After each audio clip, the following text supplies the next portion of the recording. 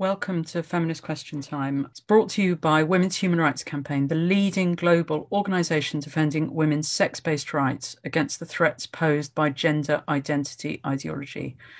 There's more information on the website womensdeclaration.com, where you will find our Declaration on Women's Sex-Based Rights, which has been signed by 20,705 people from 140 countries and is supported by 384 organisations. As well as signatories, we have activists in 52 countries. We have country contacts in 52 countries engaged in defending women's rights. And you can get involved if you're not already via the website. This week, we have Marina Terragni from Italy, and she's going to talk on No Debate is Pre-Fascism.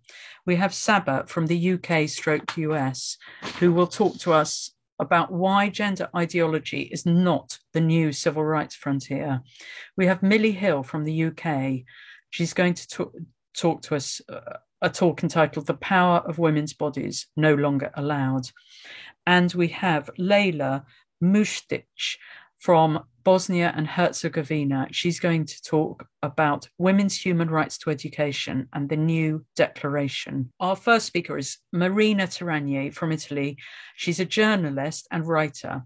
Some of Marina's books are La Scomparsa delle Donne, which is temporary motherhood, and then Utero in affitto e mercato dei figli. And this is also about, this is about surrogacy.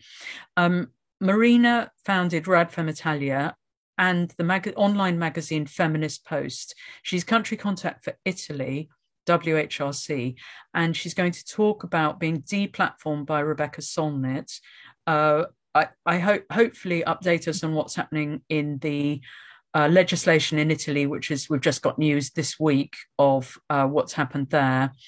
And also about the deplatforming case where she was teaching, and she'll explain it to you. So welcome, Marina, and over to you. I would like to tell you about two cases of no debate and deplatforming in which I has been involved. First one, in September, I had to interview Rebecca Solnit at the Mantova Letteratura Festival, which is a great cultural event in Italy. The meeting had been planned for months, but just 48 hours before our meeting, Solnit let the organizer know, and not me directly, that she would have preferred a monologue, given my transphobic position.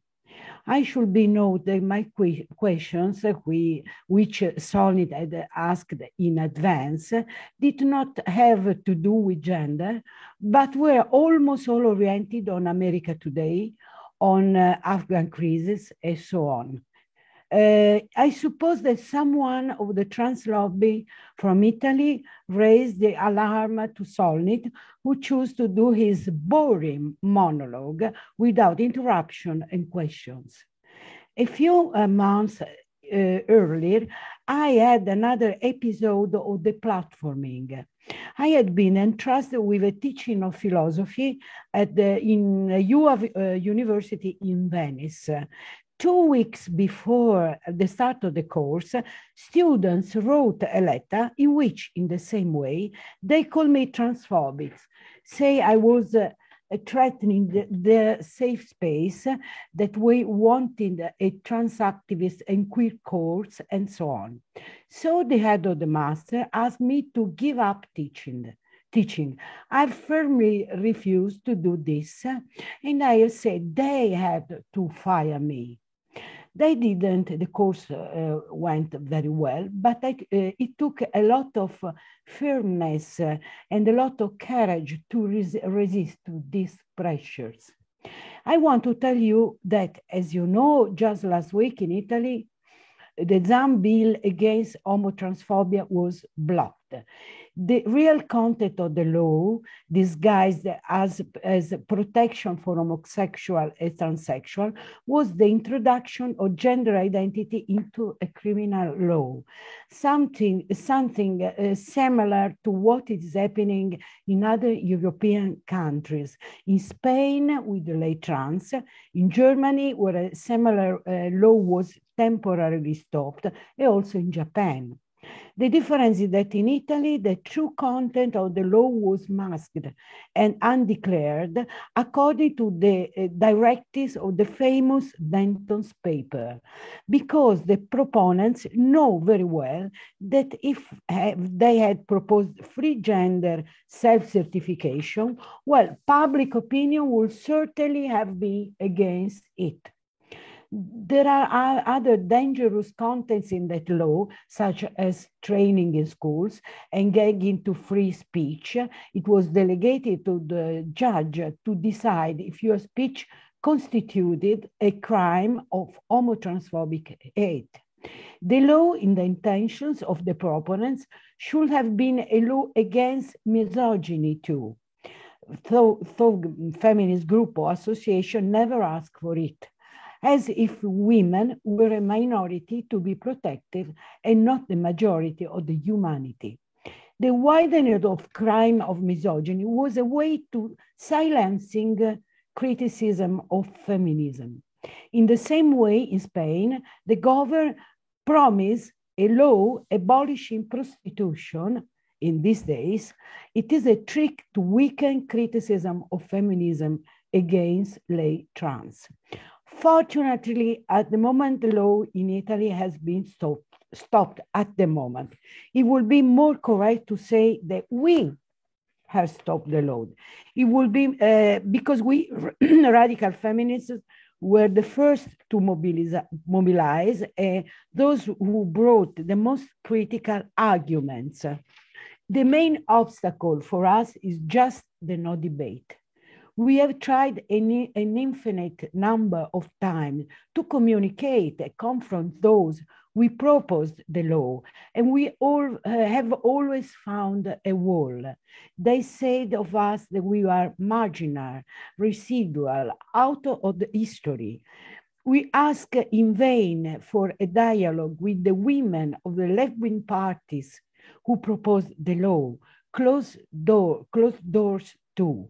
We have tried to open up spaces in the media and on TV, but only the Catholic press has continually given us space.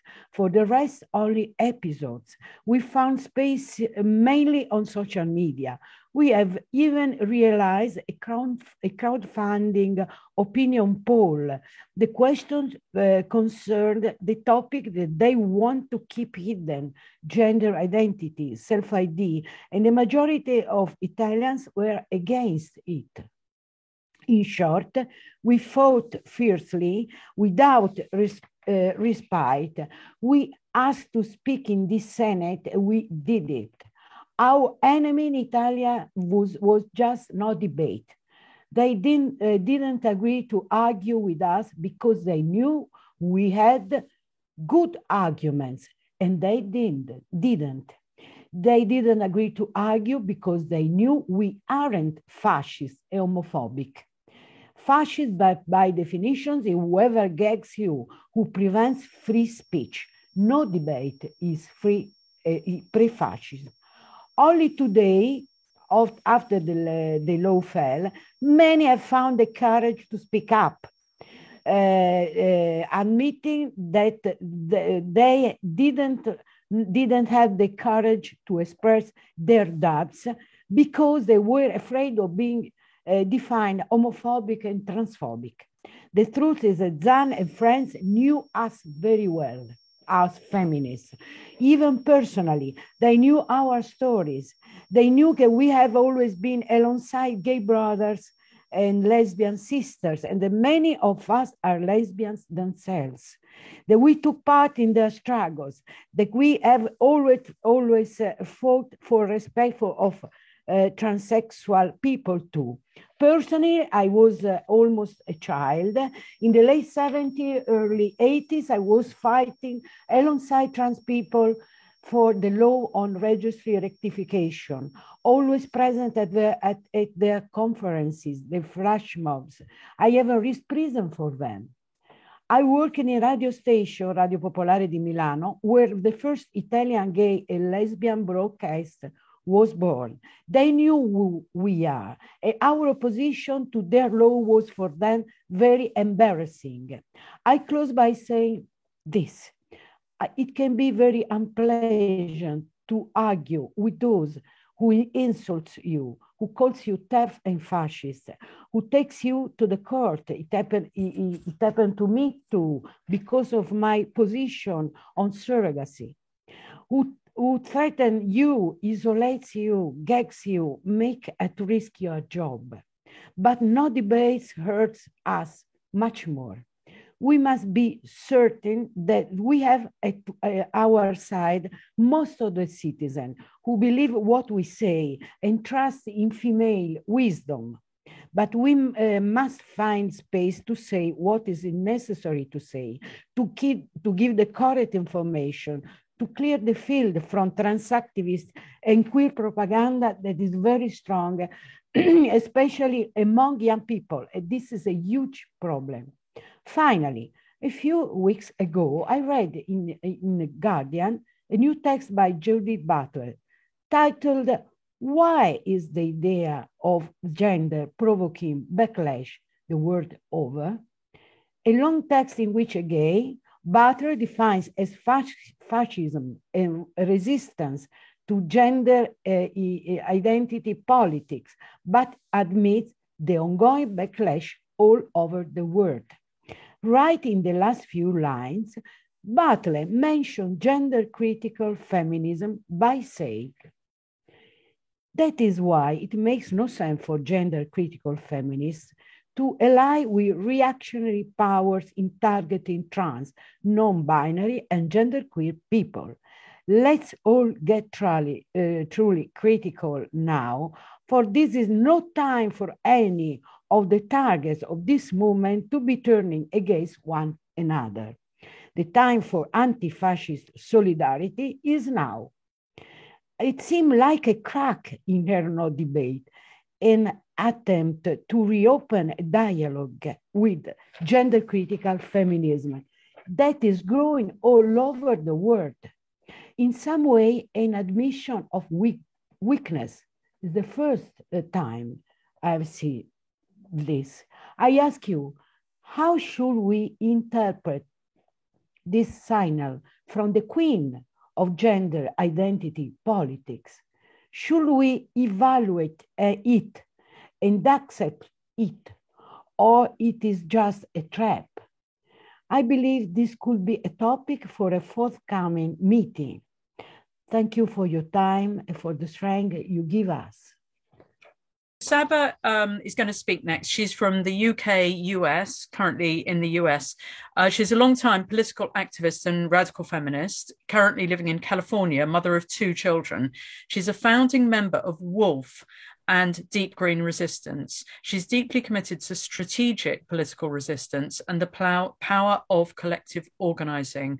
Saba's going to talk to us about how gender ideologues have obscured the discussion around what constitutes gender and have made no debate issue by shaming people into comparing those who question their ideology with racists and homophobes. So welcome. Thank you so much for speaking, Saba, and over to you.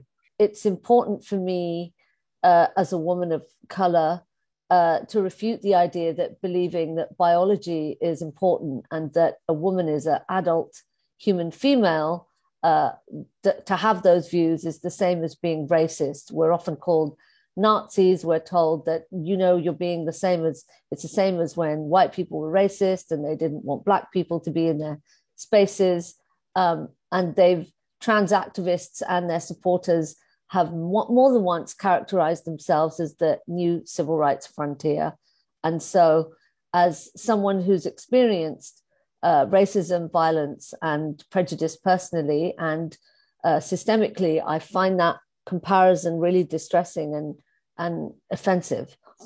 So I have to also say clearly, and I wish I didn't have to say this, but apparently because my views are considered violent, I want to just express that I believe that all people deserve basic human rights. They deserve to live without fear of oppression or violence, and to have access to housing, jobs, and equality before the law and judicial systems, wherever you are, however you dress or present yourself, and however you identify. So let's make that really clear. So onto that idea of, because we often hear civil rights, trans people need human rights, trans rights are human rights. So I want to ask, what human rights exactly are people who identify as transgender being denied? Are they being barred from owning property? Are they barred from voting? Are they denied a fair wage on the basis of their identifying as transgender? Are they denied personhood based on their transness? And I want to say that the issue here is that they view social validation as a human right, and it's not. Other people's opinions have nothing to do with a person's basic civil liberties. And there's another reason that I find the charge that my beliefs vis-a-vis the protection of women's sex-based rights being the same as racism is that it's a false comparison and it obscures the issue. It's a false comparison to conflate 400 years of slavery and murder, rape, torture, Jim Crow, and the segregation of public spaces by whites against Black people with attempts to open women's bathrooms, women's shelters, women's prisons, women's locker rooms, girls' sports, and other female-only spaces to male-born people simply on the basis that they identify as women. Now, this makes me transphobic, apparently, or even a Nazi. And as a woman of Muslim and Pakistani heritage, the word transphobe has often felt to me like the term anti-American. I've been accused of being both because of my political beliefs. I compare the two slurs because both of these terms are used to fire up the emotions and shut down any kind of robust discussion. It's difficult if somebody compares you to a racist, certainly for most people, to go any further in the debate. If someone says you're just like a racist, just so they like to shut down that discussion. So what does it mean to be transphobic? What does it mean to be phobic? Phobia means having an unexplained fear. I don't have an unexplained fear of people who identify as transgender. I have a disagreement with their definition of what gender is. As gender, as I have always understood it, is a socially constructed idea based on roles and behaviors that a society typically associates with males or females. And we all know, girls wear pink, boys wear blue. If you're a girl, you like to play with dolls. If you're a boy, you want to play with trucks. And so, myself, I'm a gender abolitionist. I think that we need to do away with the idea of gender. And my question is that, does this new gender ideology break down stereotypes about the nature of men and women, or does it reinforce them? And I think that it's clear that, it reinforces them. So, as I said, I have a disagreement with people, and I think that that's very different to having a phobia. I'm not here to encourage violence to anyone. I'm not here to claim that I'm better or superior or more evolved than anyone else. I'm here to question the idea that womanhood is something that anyone can identify into. So back to the idea of false comparisons. When I think of the civil rights movement and whatever has been captured about it in writing, media, pictures, etc., what I'm confronted with is images of Black people being attacked with state-sanctioned violence by dogs and clubs and water hoses while they linked arms and tried to withstand the brutality of state power. I'm confronted with images of white adults braying abuse and screaming at the children who were first picked to desegregate schools in this country, and of those children being escorted by police and armed guards just to enter a building. So the irony was not lost on me when in Seattle, myself and 3 other speakers on this subject had to be escorted in through a separate entrance with an armed guard because of the amount of threats we had all personally received because of earlier in that day, there had been a bomb threat against the library where the event was taking place. There was a huge protest outside, just people banging on the doors and the windows and screaming the most awful abuse. I've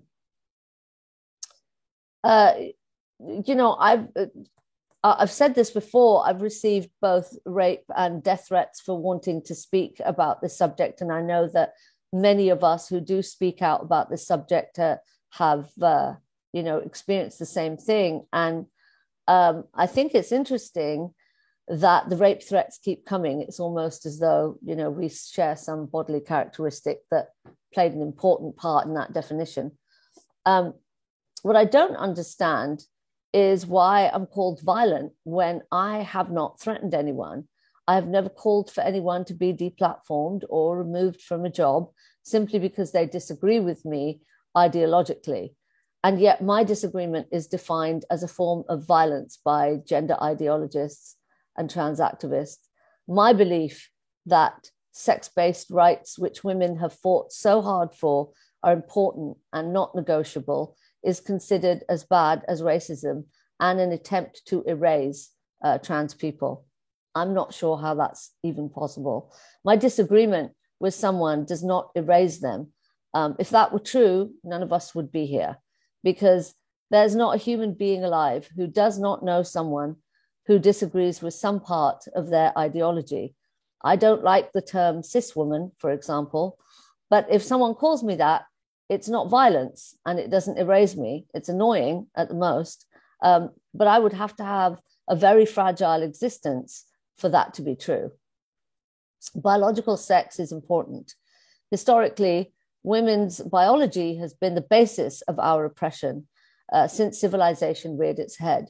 We were not oppressed because we performed womanhood in some way or wore certain clothes.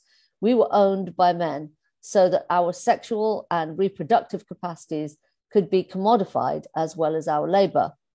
When humans first started to practice agriculture and they found that it required a large labor force because of the amount of work that's involved, as well as more and more land, tribes who conquered other tribes would kill all the men and keep all the women. And they did that because women can reproduce. And a constant supply of workers is necessary. You also needed a constant supply of security forces, or what you might call police or military. There was also the added benefit of women's forced labor and they're being used for sexual gratification. Women in America were still chattel, which means that they were owned by their male relatives. They could be bought and sold and won and lost in card games until the late 19th century.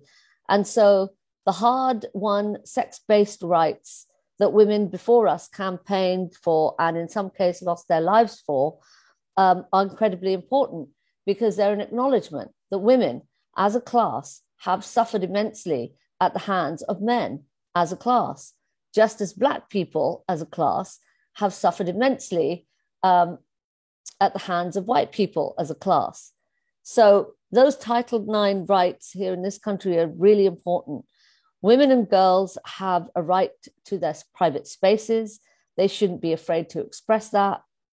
Many young girls don't want to share their locker rooms and other private spaces with boys who claim they're girls. They don't want to compete against them in sports either. But as my children tell me, because they are young and they are experiencing this, most of them are too afraid to say anything. Nearly all of them are too afraid to say anything. And nobody thinks about their rights.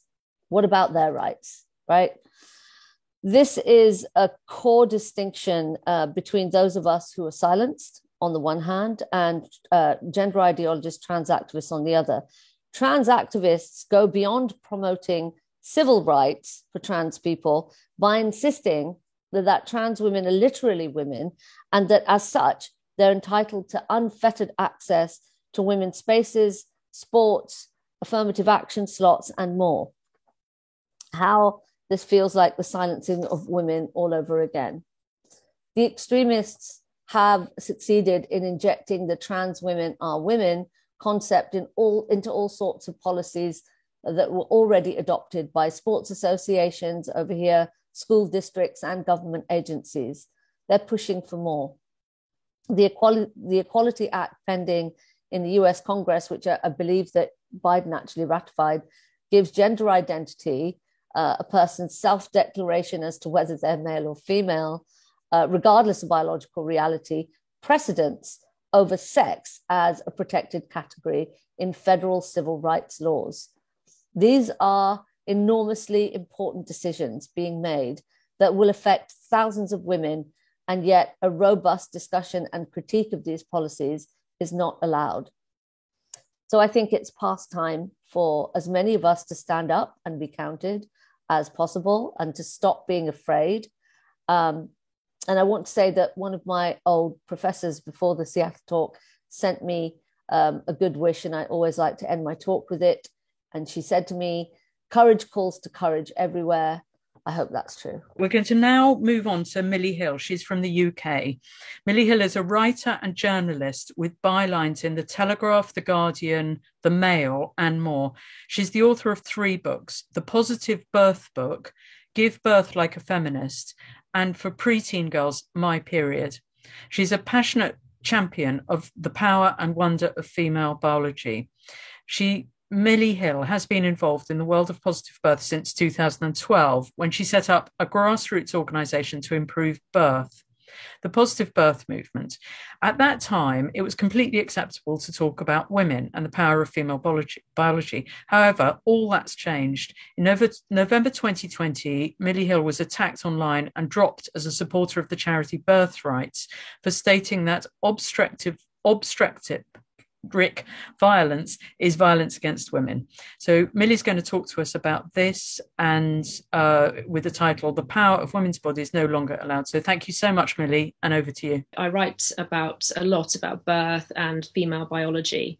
And my key area of interest is, and I think has always been, the narratives that women are told about their female bodies, how these are so often negative, and how this impacts on their real world experience. For example, difficult and traumatic birth, low self-esteem and body confidence, feeling that their bodies are dysfunctional or even disgusting, body shame, period stigma, relationships, sex, and so much more. So until around a year ago, I was well known and highly regarded in the birth world. Well, I'm still well known, but I'm not highly regarded anymore. And I spoke at many events and conferences. I founded the organisation, the Positive Birth Movement, in 2012, and I ran it. And what that organisation was a network of groups around the world for women to go to, sometimes with their partners, sometimes, amazingly, the groups were actually women only. Again, something which would be very problematic now, just a few years later. And they were places for women to go and talk about birth to each other and become informed by sharing their own stories and their own perspectives. And at its peak, the Positive Birth Movement had about 450 groups around the world.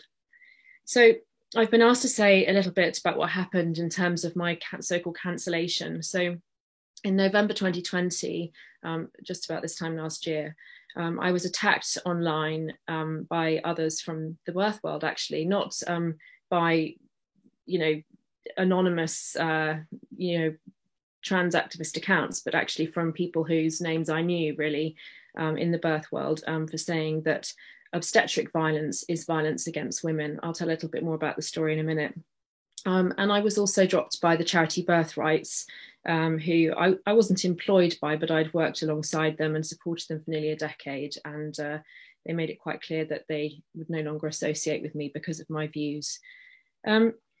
Before that happened, just to give a bit of background, I had already been thinking a lot about gender and how I felt about it, I suppose, particularly in terms of being a writer. and feeling that pressure to use new terminology. And considering that, because, you know, who wouldn't? The phrases in particular that leapt out at me and made me pause were assigned female at birth and assigned male at birth, and women and birthing people. And everybody in the birth world was using that phrase just about 2 or 3 years ago. So the phrase assigned female at birth, for example, I was really confused by that, because I thought, well, where's this come from? I didn't really understand where it's coming from, but I knew it just from a biological point of view, it wasn't accurate. Or just from a, you know, literally what happens point of view, people are not assigned their sex at birth. You know, most often it's observed in utero at the scan, and it's not really assigned. It kind of is something that's innate. So kind of from a language point of view and just from a factual point of view, I was quite confused by it and uncomfortable with that phrase.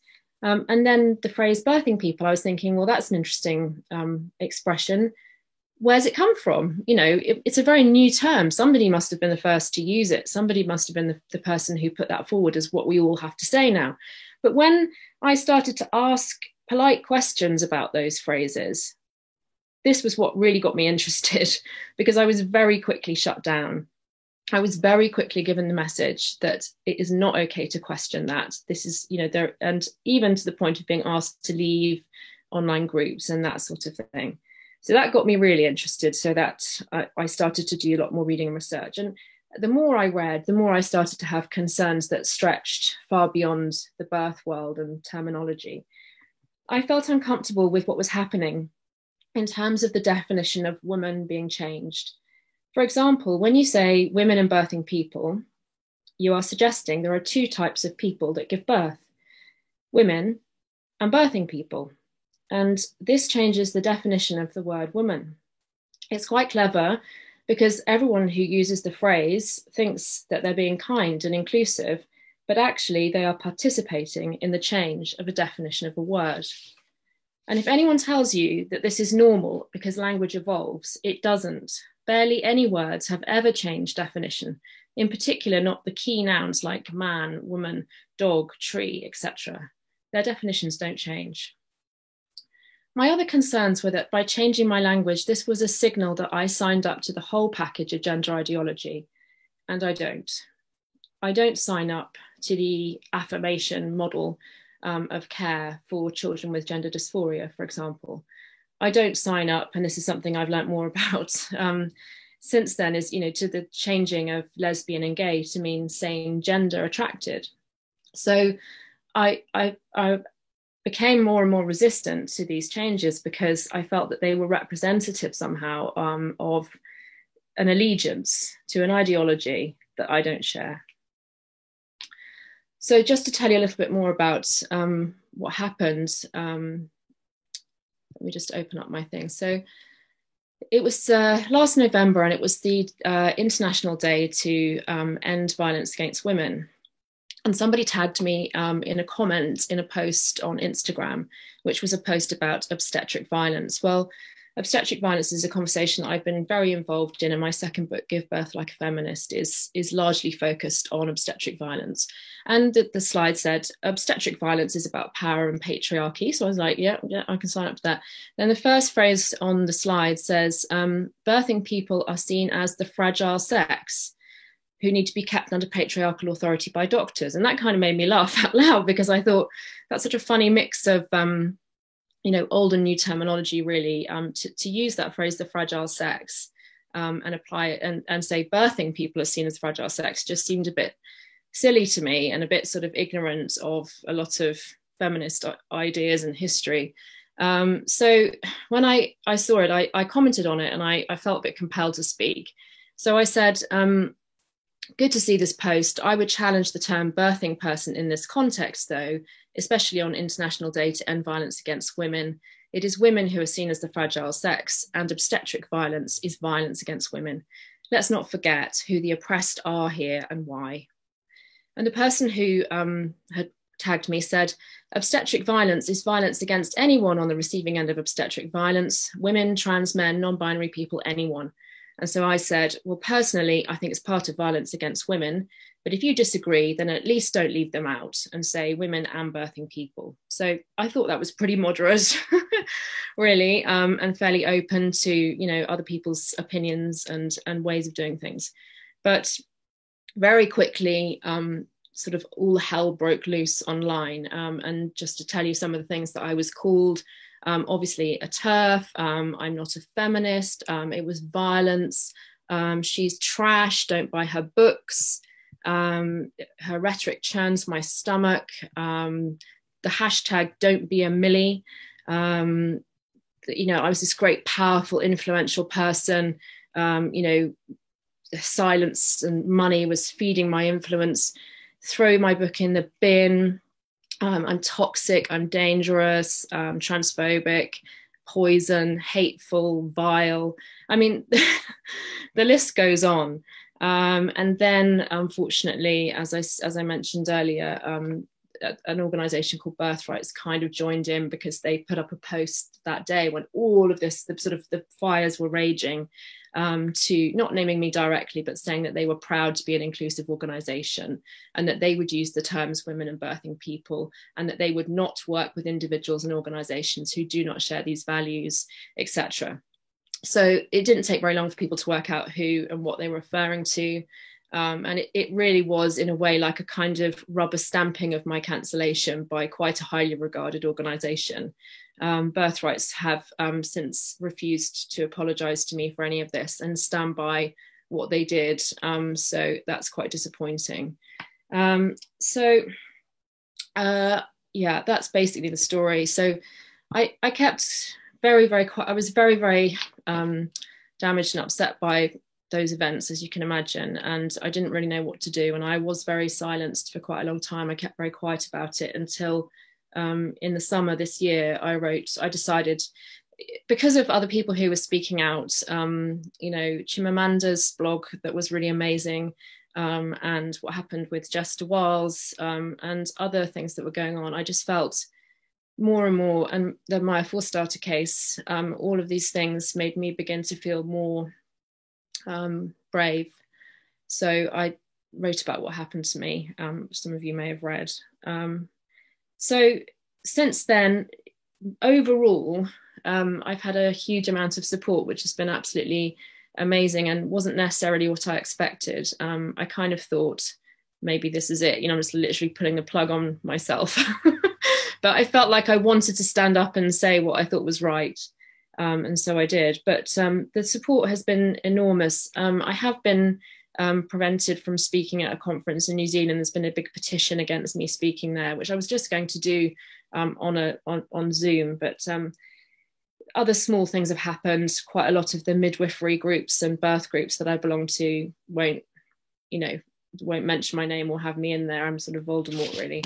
But overall, you know, it's been really a positive experience, and I feel so much better for having spoken about what happened, and I feel so much better for being, you know, true to myself, really, not being silenced. But just to talk a little bit about the language changes in the maternity world. The birth and maternity world is utterly ideologically captured by all of this, and everybody is using these new words and expressions and meanings of the word woman. At the same time, you will be told repeatedly that this is not happening. The word woman is not, the definition is not being changed, it's not being erased, but you can see it happening with your own eyes in front of you. So it's an unbelievable act of gaslighting. Also, you get told, oh, it's just adding more ink. So there's this idea that woman is going to stay, but you just have to add more ink and put in the other words like birthing people. But again, you don't have to look very far online to find millions of examples where the word woman is missing.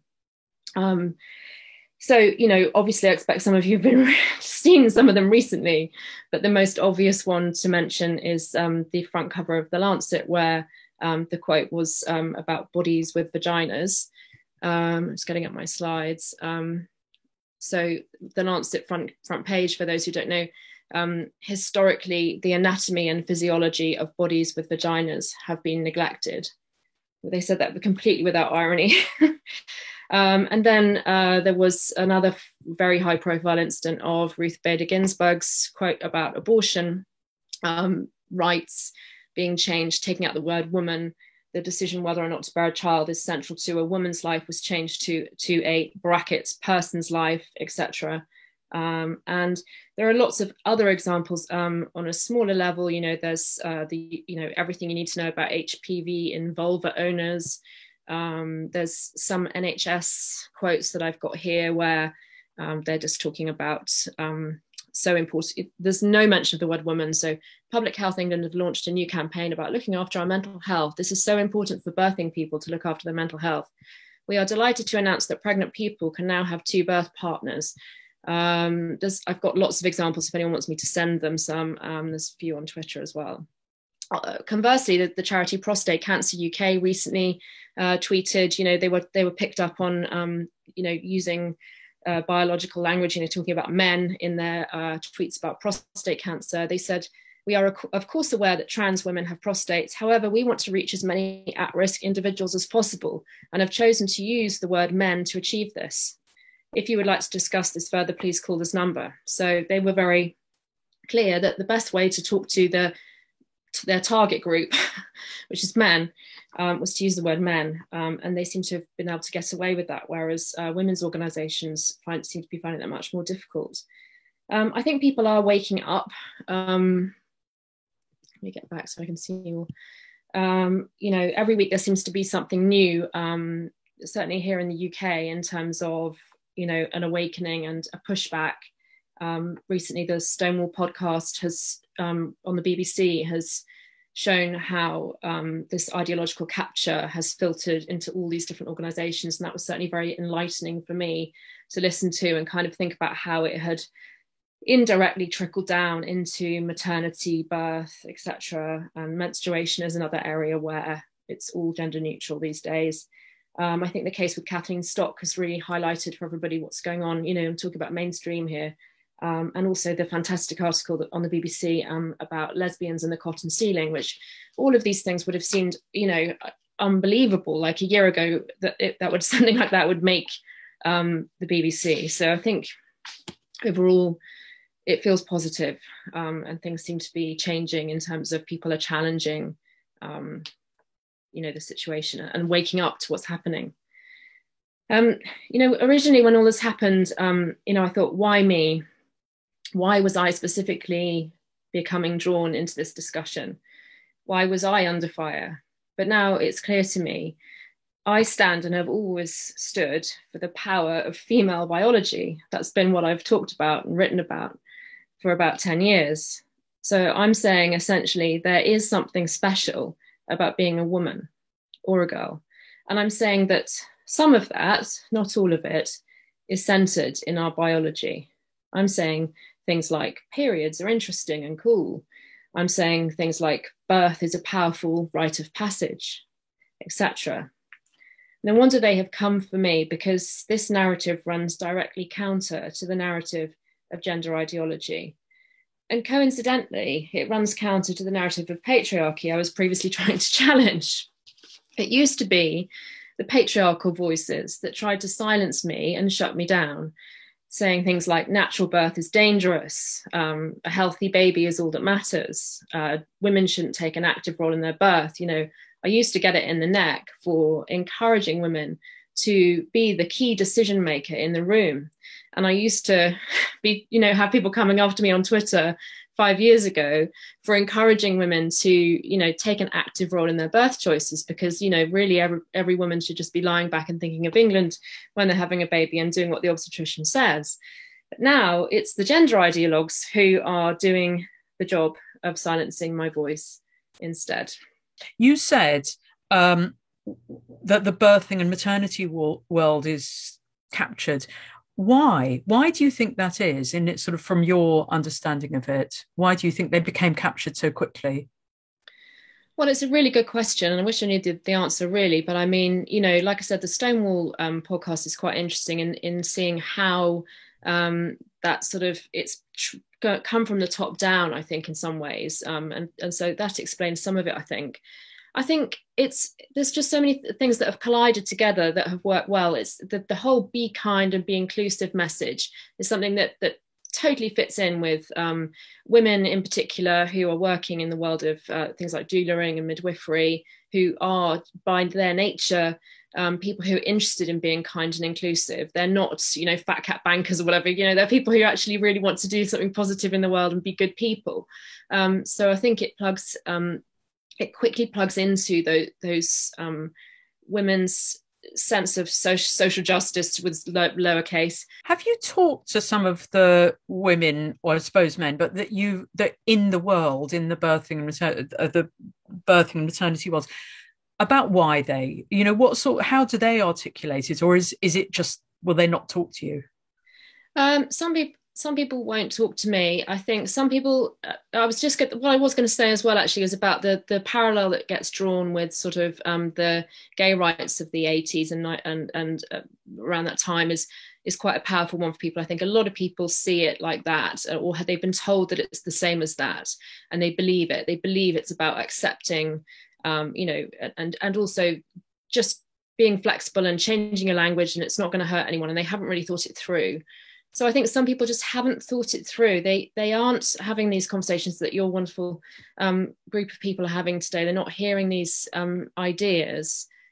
That's why I'm pleased that it's starting to trickle into mainstream media. Well, not trickle, flood really into mainstream media more, because I think a lot of people just hadn't really considered these issues. They hadn't thought, what about lesbians? How does that work if you're same-sex attracted? And we just, I think it's just been sold to people as it's just like gay rights. You've just got to change your language a little bit and it's going to be really inclusive and helpful for people, and that's all there is to it. It's really interesting to ask, how can women be demonized in this way so easily? I think that's a question that I don't really understand, because until this point, until I sort of fell from grace, I was considered, I had a lot of people in my fan club, so to speak, which, is fine, and I don't really mind either way. But, the thing that interests me is how can you demote somebody so rapidly and go from thinking they're a great person to thinking they're this horrific, horrendous, evil, Nazi, fascist, witch, racist, whatever, I just thought I'd say that.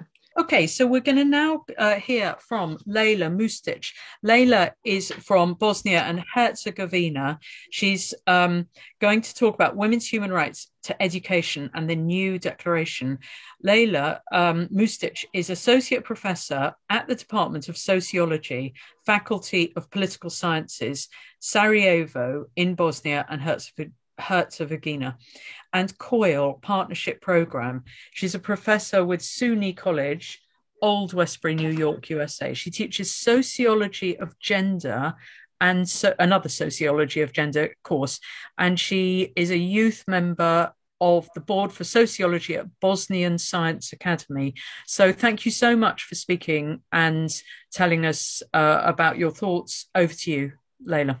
I'm going to speak about women and human rights to education through the prism of my new book. It is entitled Femina Academica, Female Professionals as Sociologists, or Female Sociologists as a Professional.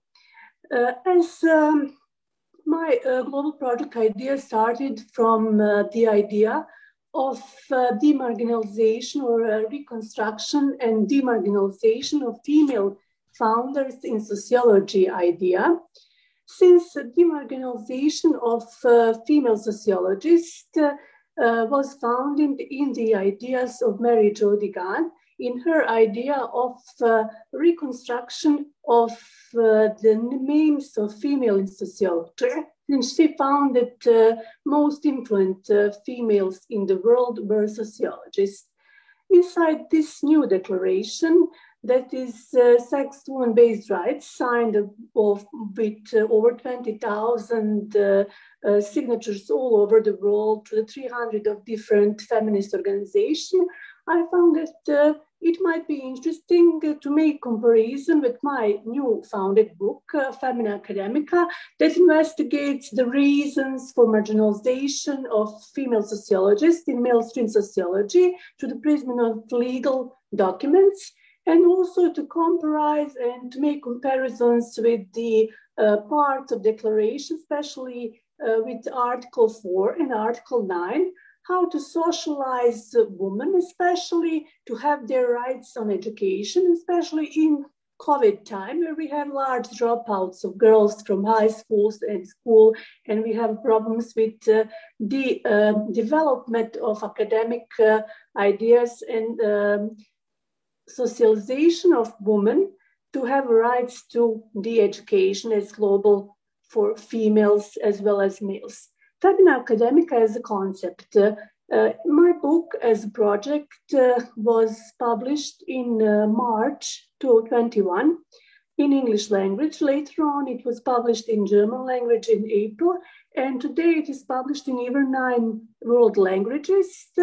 It is based on the results of investigation of the ideas of how to develop sociology as a science, other than male science, or how to see sociology as a science that is a science of global society that includes women, rather than the science that involves only experience of white dominant Western males. Femina Academica as a concept, a research project and idea, book investigation theme, is defined in 2016 by Italian scientist Spano, and the higher educational female leadership position precisely focused towards female leadership inside higher university position. Femina Sociologica, Femina Ecologica, Femina Xenologica with Femina Academica constitute educative tetralogy dedicated to investigational research practices of feminine identity in the contemporary. Spano explains the importance of female leadership through the notion of UNESCO and UN legal documents. The UNESCO 1998 Declaration on Higher Education included a statement that he should promote solidarity and equity, and it also included equality of access. Moreover, this structuring of the he field supported by the democratization discourses such as merit or opportunity diffused a natural faith that the new university would provide the natural achievement of gender equality, for example, through quality assurance policies.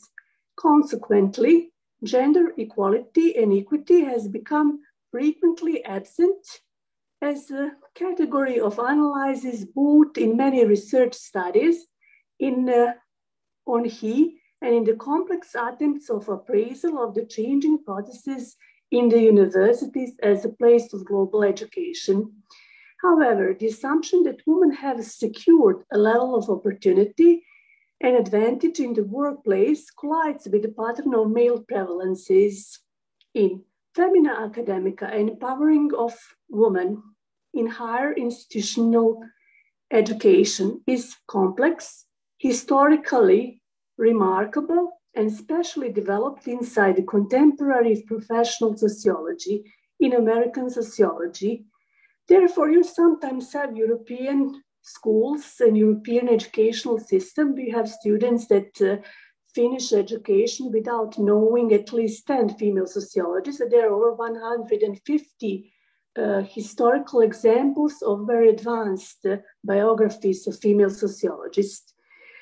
Because of distinguished sociologists for women in society organization that legally fights for the rights of female professionals in sociology, while as in Europe, there are still less dominant female professional positions and perplexities of selections of females in academia.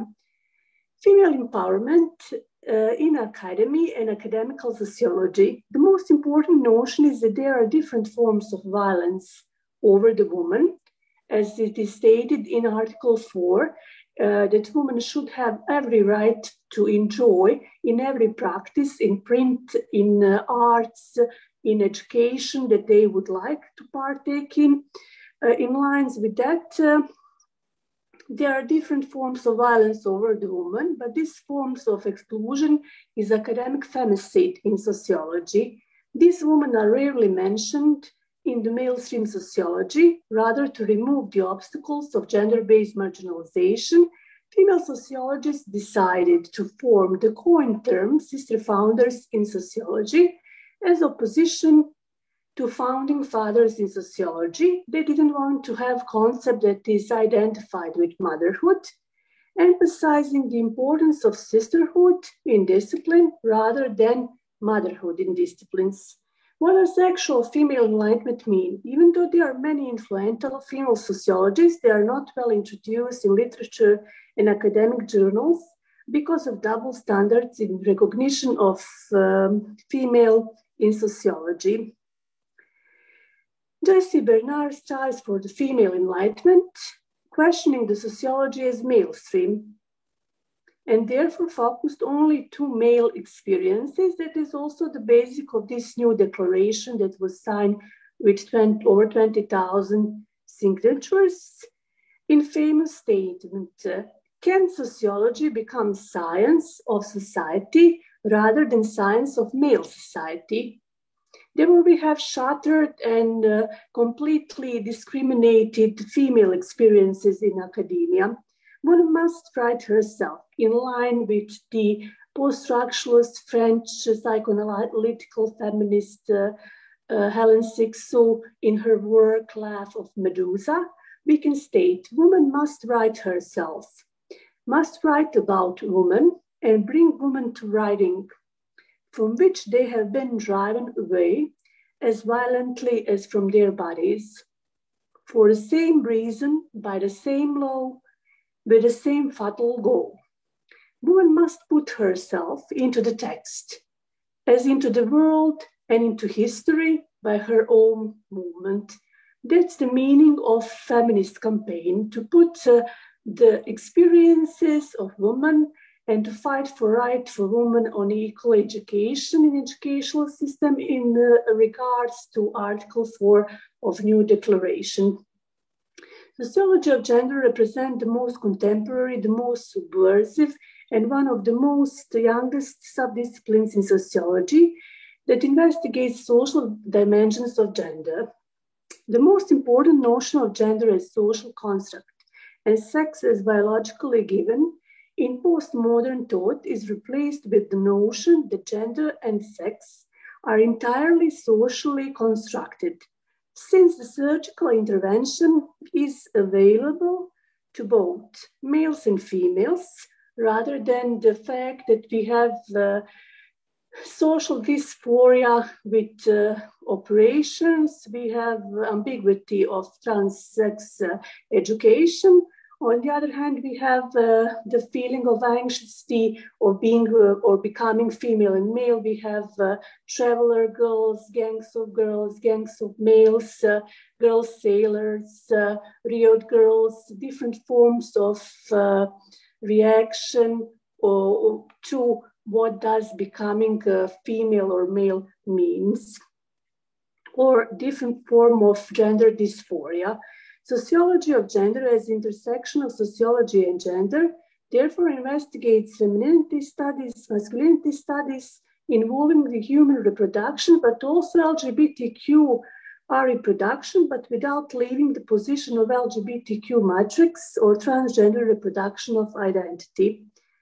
Hillary Clinton, inside the Beijing Platform and Action in 1995, says a very famous sentence: women's rights are human rights once and for all.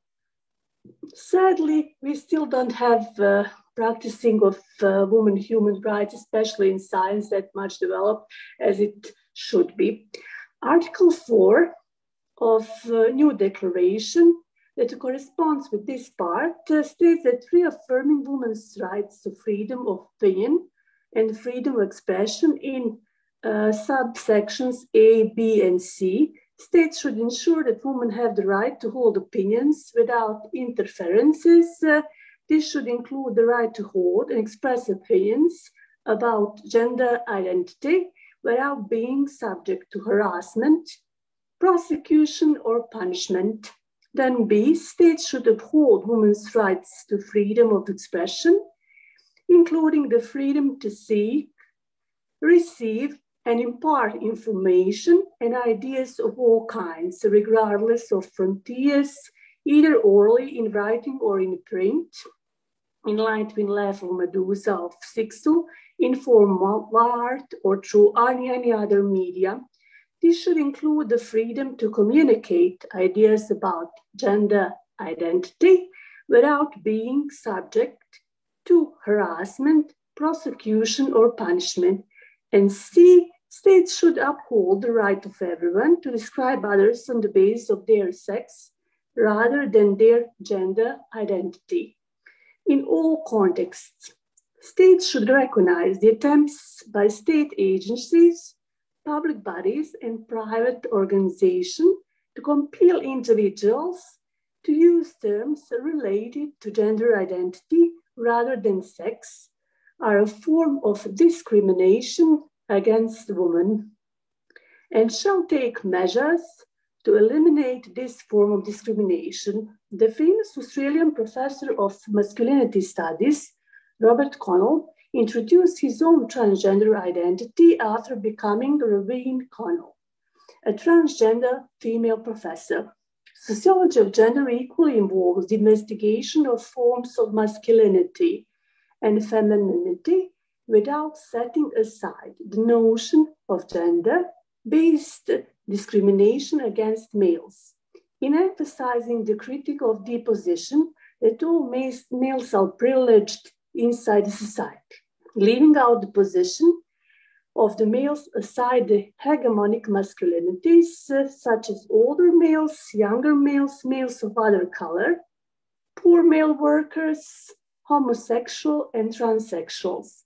Marginalized women and males in contemporary inside REIM femininity and REI masculinities are forming the counterposition against hegemonic white dominant Western masculinities in joining the strategies succeeded in, as Michael Kimmel states in his famous book, Manhood in America, A Cultural History, in his epilogue, in mentioning the feminist position of the President Obama, inching towards the democratic manhood.